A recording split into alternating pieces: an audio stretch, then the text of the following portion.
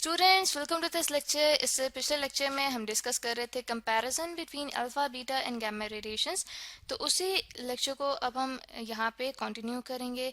तो स्टूडेंट्स, सबसे पहले हमने लास्ट में पिछले लेक्चर में डिस्कस किया था आयनाइजेशन तक, ठीक है, कि आयनाइजेशन कितनी प्रोड्यूस करती हैं तीनों रेडिएशन जब ये एयर में से पास हो रहे होते हैं। तो अब जो हम डिस्कस करेंगे वो हम डिस्कस करेंगे कि जो हमारे पास पार्टिकल्स हैं ये कम्प्लीटली किस मटेरियल से एब्जॉर्ब हो सकते हैं।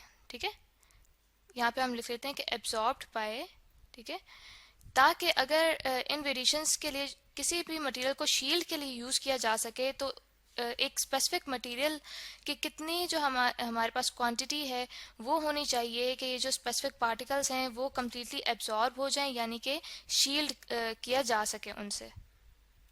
तो स्टूडेंट्स, यहाँ पे हम देखते हैं कि जो हमारे पास अल्फा पार्टिकल्स हैं उनको सिर्फ एक पेपर की मदद से ही शील्ड किया जा सकता है, यानी कि एक पेपर में ये कम्प्लीटली एब्जॉर्ब हो जाते हैं।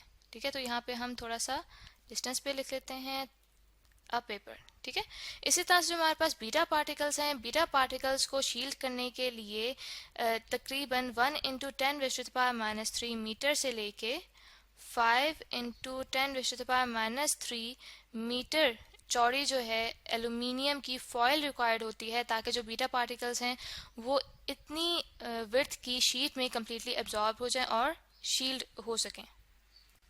इसी तरह से जो हमारे पास गैमा रेडिएशंस हैं, ठीक है, उनको एब्जॉर्ब करने के लिए अप्रॉक्सीमेटली 1 से लेकर 10 सेंटीमीटर तक की विड्थ की लेड की जो शीट है वो इनफ होती है इनको एब्जॉर्ब करने के लिए, यानी कि इनको शील्ड करने के लिए जो शीट इनफ होती है वो इनफ होती है लेड की 1 से लेकर 10 सेंटीमीटर विड्थ की शीट। तो स्टूडेंट्स, इसके बाद अब हम डिस्कस करते हैं कि जो हमारे पास तीनों टाइप की रेडिएशंस हैं इनके अंदर मौजूद पार्टिकल्स की रेंज क्या है। ठीक है, इन रेडिएशंस की रेंज क्या है। तो जो अल्फा पार्टिकल्स हैं उनकी रेंज होती है सेंटीमीटर्स में। ठीक है, इसी तरह से जो हमारे पास बीटा पार्टिकल्स होते हैं उनकी रेंज होती है मीटर्स में। ठीक है, और जो हमारे पास गैमा रेडिएशंस होती हैं वो इनवर्स स्क्वायर लॉ को फॉलो करती हैं। ठीक है, इनवर्स स्क्वायर लॉ को फॉलो करती हैं, स्क्वायर लॉ को फॉलो करती हैं, यानी कि जो उनकी रेंज है वो इस तरह से एक्सप्लेन की जा सकती है कि उनकी जो रेंज है वो चेंज होती है एज प्रोपोर्शनल टू 1/d² के।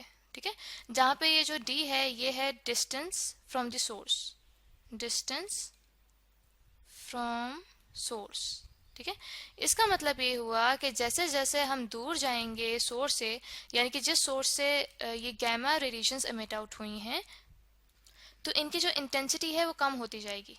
ठीक है, इसीलिए जो इनकी रेंज है वो डिपेंड करती है कि कितना ये दूर जा रही हैं सोर्स से, तो उतनी ही इनकी जो इंटेंसिटी है वो कम होती जाएगी और इस डिस्टेंस पे डिपेंड करेगी इनकी रेंज। तो स्टूडेंट्स, लास्ट में अब हम डिस्कस करेंगे फ्लोरेसेंस का प्रोसेस। ठीक है, यहाँ पे हम लिख लेते हैं कि फ्लोरेसेंस का प्रोसेस अब हम डिस्कस करेंगे।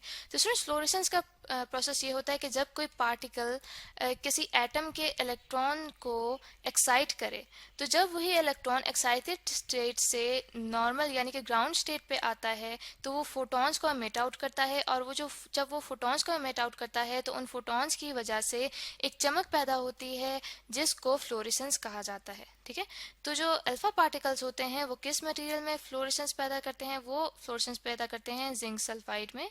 ठीक है, जिंक सल्फाइड में वो फ्लोरेसेंस पैदा करते हैं, और जिंक सल्फाइड का जो केमिकल फॉर्मूला होता है हमारे पास वो होता है ZnS। ठीक है, इसी तरह से अल्फा पार्टिकल्स फ्लोरेसेंस प्रोड्यूस करते हैं बेरियम बेरियम बेरियम प्लैटिनो साइनाइड। ठीक है, बेरियम प्लैटिनो साइनाइड। ठीक है, और बेरियम प्लैटिनो साइनाइड का जो हमारे पास केमिकल फॉर्मूला होता है वो होता है BaBtCN4। ठीक है, CN4। इसी तरह से जो हमारे पास बीटा पार्टिकल्स हैं, बीटा पार्टिकल्स फ्लोरेसेंस प्रोड्यूस करते हैं बेरियम प्लैटिनो साइनाइड में। ठीक है, उसका यहाँ पे मैं डायरेक्ट फॉर्मूला लिख रही हूँ, केमिकल फॉर्मूला। ठीक है, कि हमारे पास जो बीटा पार्टिकल्स हैं वो भी बेरियम प्लैटिनो साइनाइड में फ्लोरेसेंस पैदा करते हैं। ठीक है, और जो दूसरा कंपाउंड जिसमें बीटा पार्टिकल्स फ्लोरेसेंस प्रोड्यूस करते हैं वो होता है कैल्शियम टंगस्टेट। ठीक है, वो कहलाता है कैल्शियम टंगस्टेट ठीक है।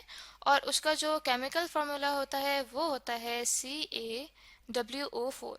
इसी तरह से जो स्टूडेंट्स हमारे पास गामा रेज हैं वो भी फ्लोरेसेंस पैदा करती हैं बेरियम प्लेटिनोसाइनाइड में, जिसका हमने केमिकल फार्मूला देखा है कि वो होता है PaPtCN4। ठीक है।